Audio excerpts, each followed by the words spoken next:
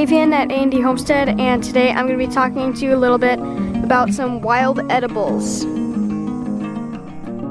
So another one, this is our last plant that we'll be covering today, is Creeping Charlie.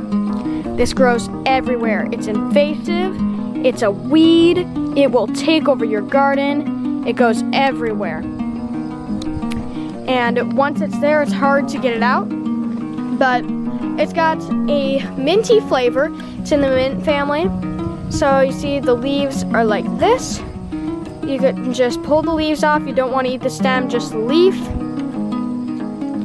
And it's got a bit of a minty flavor. You just eat it straight. You can infuse water with it to make like mint water, or put it in salads. It's your choice.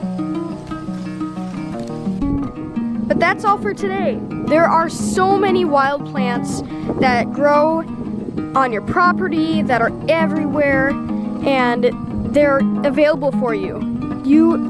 All of these plants, they're good for you, they have nutritional values, and they're widely available here. So, a little note, just make sure that when you do harvest plants, you do not want them to be sprayed or exposed to chemicals.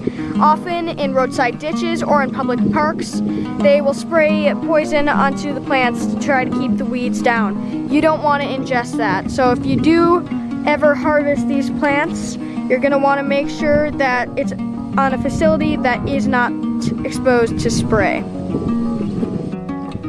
And that's all. Thank you for watching. See you next time.